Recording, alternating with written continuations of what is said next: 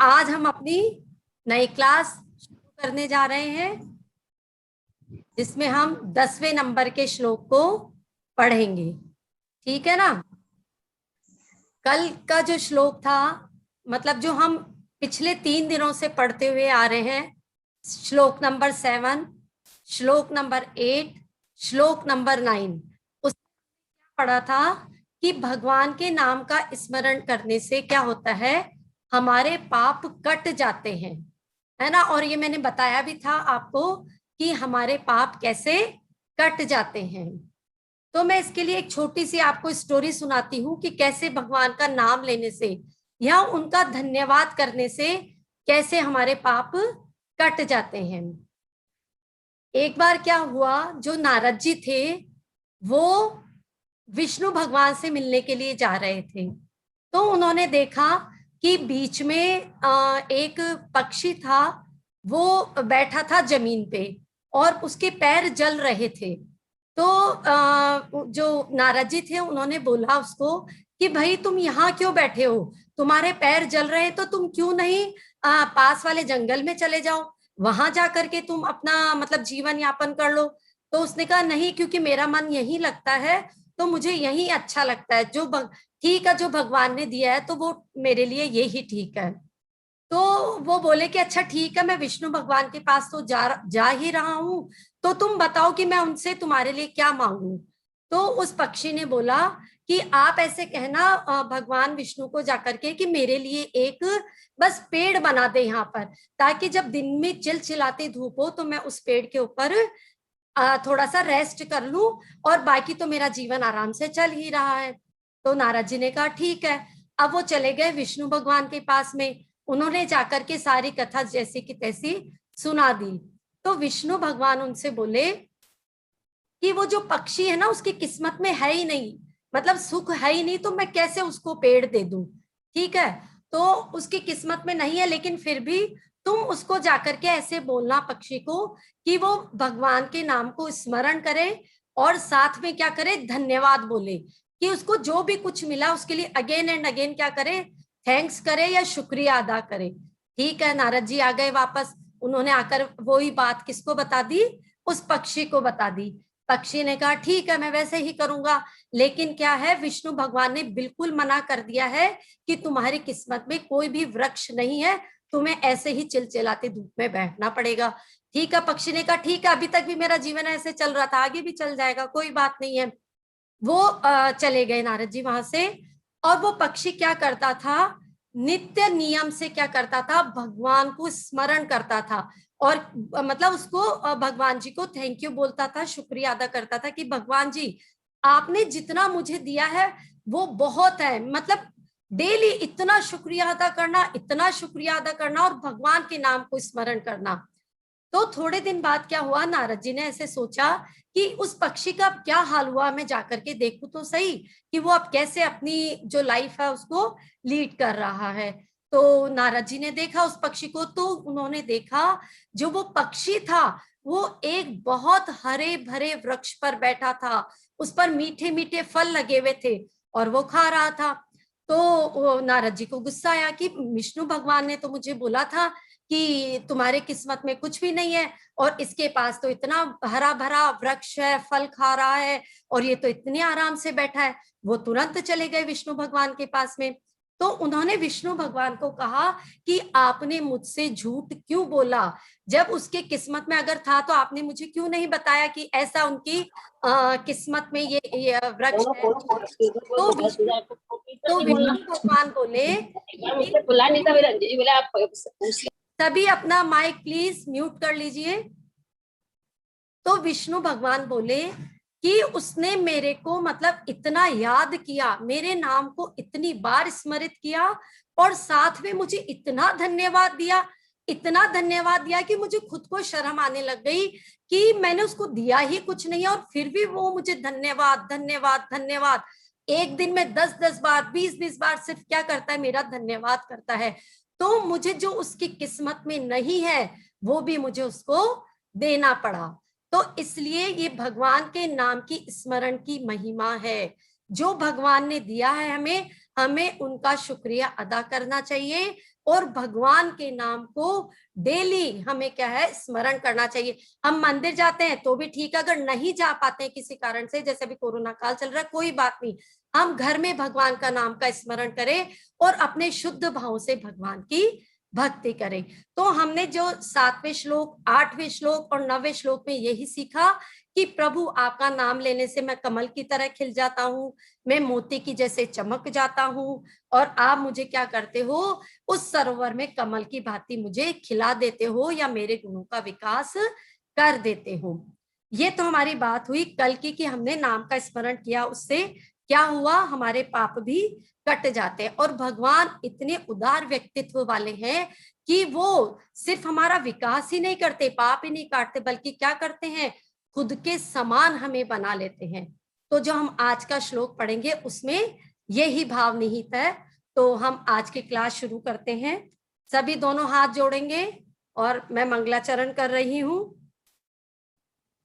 तीन लोक के आभूषण तुमको शीश नवाऊं, तुम सम में भी बन जाऊं, यही भावना भाऊं। तीन लोक के आभूषण तुमको शीश नवाऊं, तुम सम में भी बन जाऊं, यही भावना भाऊं।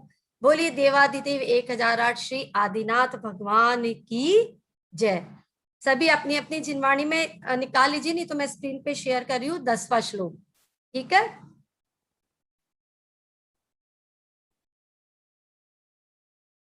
नात्यद्भुतम भुवन भूषण भूतनाथ, भूतैर्गुणैर्भुवि भवन्तमभिष्टुवन्तः, तुल्या भवन्ति भवतो ननु तेन किं वा, भूत्याश्रितं य इह नाम समं करोति।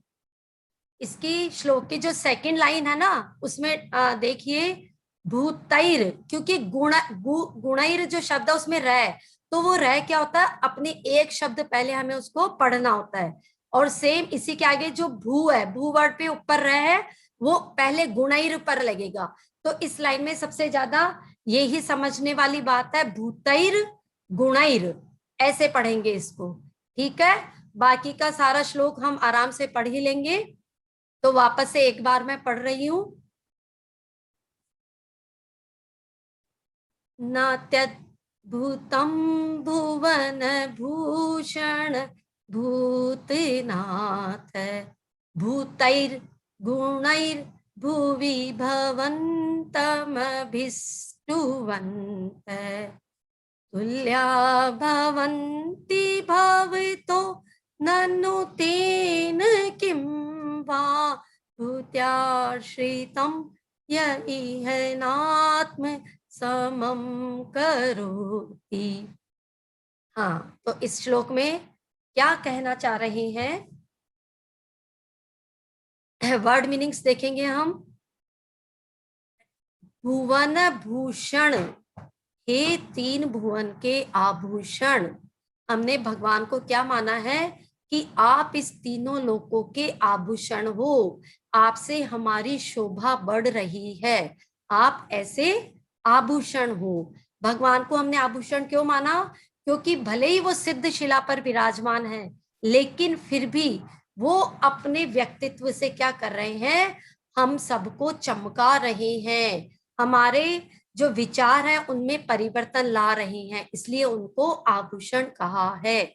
भूतनाथ, हे जगन्नाथ, हे प्राणियों के नाथ, भूतय यानी प्राणियों के, गुण ही गुणों के द्वारा, भवंतम आपकी, अभिष्टुवंत स्तुति करने वाला पुरुष, भुवि पृथ्वी पर, भवत आपके, तुल्या समान, भवंती हो जाता है। दो लाइन है ये, और इति मीन्स यह बात, अत्यद्भुतम इसमें क्या आश्चर्य है। दो लाइनों का क्या अर्थ है इनका, कि हे तीन लोक के आभूषण, हे जगन्नाथ। ये हमने भगवान को संबोधित किया इन दो शब्दों से, भुवन भूषण और जगन्नाथ। इन दो शब्दों से हम हमारे प्रभु को पुकार रहे हैं। ये दो शब्द भगवान के नाम के आगे हमने लगाए हैं।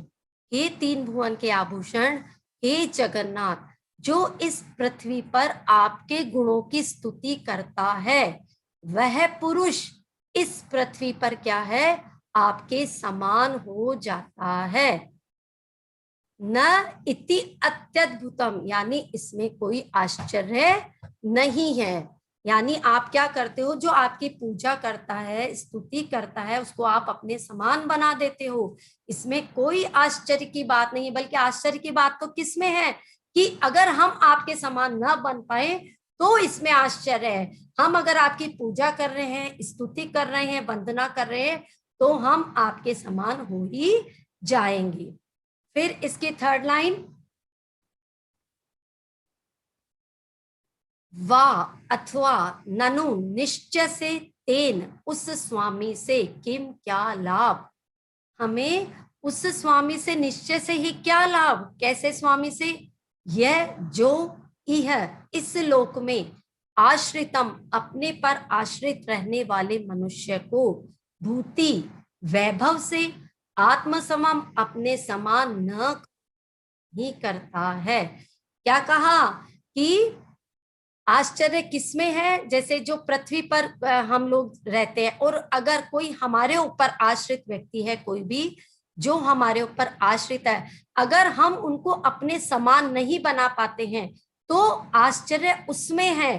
बल्कि भगवान जो हमें अपने समान बना रहे हैं, उसमें कोई आश्चर्य की बात नहीं है। कहने का मतलब ये है कि हे प्रभु, इस पृथ्वी पर जो भी आपके गुणों की स्तुति करता है, वंदना करता है, आपको याद करता है, तो वो आपके समान बन जाता है। इसमें बिल्कुल भी आश्चर्य की बात नहीं है।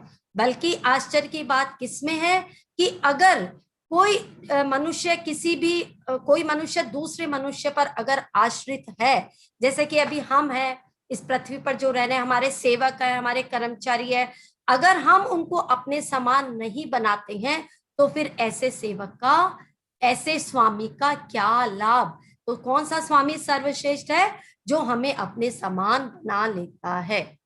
ये तो इसका हुआ जो शाब्दिक अर्थ है, जो हमने पढ़ा, कि हमें समझ में आ गया कि ठीक है, भगवान हमें अपने समान बना लेता है।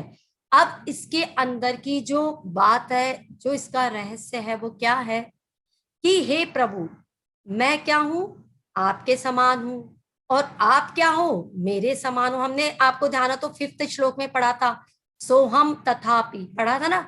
यानी सोहम, सोहम, यानी जो आप हो वो मैं हूं, जो मैं हूं वो आप हो। लेकिन सिर्फ किस चीज की देरी है, सिर्फ इस चीज की देरी है कि अपने अंदर जो गुण है ना, जो अपने अंदर भगवत्ता छुपी हुई है, जो हमने हमने हमारे अंदर भगवान छुपा रखे हैं, सिर्फ उनको प्रकट करने की देरी है। तो अब हमें उनको कैसे प्रकट कर सकते हैं, हम हमारे गुणों को हम भगवान के समान कैसे बन सकते हैं। तो इसके लिए हमें क्या समझना होगा कि हमें हमारे अंदर जो है, जो राग द्वेष कषाय जो सब भरे हुए हैं, उनको हमें धीरे धीरे दूर करना है। वो जब हम दूर करेंगे तो हमारे अंदर भगवत्ता प्रकट होगी, और भगवत्ता प्रकट होगी तो हम भी हमारे भगवान के जैसे बन जाएंगे। इसीलिए हम क्या करते हैं, भगवान की स्तुति, पाठ, जाप, मंत्र, ध्यान, ये सब इसीलिए करते हैं कि प्रभु मैं भी आपके समान बन जाऊं। इसमें हमें श्लोक में एक और बात दिखाई देती है कि भगवान क्या है, बहुत ज्यादा उदार वाले हैं, बहुत, मतलब उनका चित्त कृपालु है। क्योंकि एक बात बताओ, कोई स्वामी है, इस सेवक को बिल्कुल अपने बराबर बना लेता है क्या, अपनी सीट उसको दे देता है क्या, अपने पद पे उसको बिठा देता है क्या। पृथ्वी पर रहने वाला मनुष्य तो बहुत मुश्किल से ये कर पाता है ना। लेकिन हमारे भगवान क्या है, इतने कृपालु हैं, इतने उदार दिल वाले हैं कि अगर हम उनके गुणों की पूजा स्तुति करें तो हम भी उनके समान बन जाएंगे। तो इसलिए हमें क्या करना है, हमें भी उदार चित्त वाला बनना है। अपनी जो छोटी छोटी अपन जैसे माइजर माइंड होते हैं ना, छोटी छोटी बातों के लिए क्या करते हैं, घर में किसी भी बात को लेके जैसे झगड़ा, ये किचकिच करना छोटी छोटी बातों को, अब उन सब चीजों को निकालो अपने मन से। छोटी छोटी बातों को तूल नहीं देनी है हमें, हमें अपना दिल उदार करना है। जो सेवक हम पे आश्रित है, हम उसकी जैसे हेल्प कर सकते हैं, जितनी हेल्प कर सकते हैं हमें करनी चाहिए। ताकि क्या होगा, हमारा देखो आदर सम्मान प्रतिष्ठा सत्कार सब बढ़ जाएगा। तो अगर हम क्या होंगे, अब जो हम मालिक थे वो हम एक स्टेप ऊपर बढ़ जाएंगे, और वो अब हमारे को सिर्फ मालिक की दृष्टि से नहीं देखेगा। वो क्या कहेगा, आप जो सेवक हमारा वो क्या कहेगा, नहीं आप तो मेरे लिए सब कुछ हो, आपने तो मेरा जीवन तार दिया, मतलब हमें भगवान के बराबर लाके खड़ा कर दिया। तो इस श्लोक से हमें क्या सीखना है, हमारी जो छोटी छोटी माइजर माइंड वाली चीजें हैं, छोटी छोटी बातों के लिए जो हम झगड़ा किचकिच करते हैं, उन सबको निकालो। जिससे हम जितनी हेल्प जिसकी कर सकते हैं, चाहे छोटे छोटे रूप में ही सही, तो हमें उसकी उतनी हेल्प करनी चाहिए। तो इससे क्या होगा, समाज में हमारा आदर सम्मान प्रतिष्ठा भी बढ़ेगी, हम धीरे धीरे भगवान के निकट भी जाते जाएंगे। क्यों, कैसे निकट जाएंगे, अगर हमने उदार चरित्र को अपना लिया तो हम भगवान के एक गुण को हमने अपना लिया, और उदार चित्त को अपना लिया तो हमने हमारा क्या छोड़ दिया, जो कंजूसपना था उसको हमने छोड़ दिया। हमारे जो विकार भाव थे कि अरे ये तो क्या है, मुझसे छोटा है, तो हमने ये बात छोड़ दी ना, हमने उसकी हेल्प की, तो हम क्या हो गए, उदार चित्त वाले हो गए। हमने किसी के प्रति दया कर दी, तो हम धीरे धीरे भगवान के निकट आते जाएंगे। ठीक है, सभी को मेरे हिसाब से समझ में आ गया होगा। अब हम इसकी रिद्धि मंत्र देखते हैं। इसका रिद्धि मंत्र,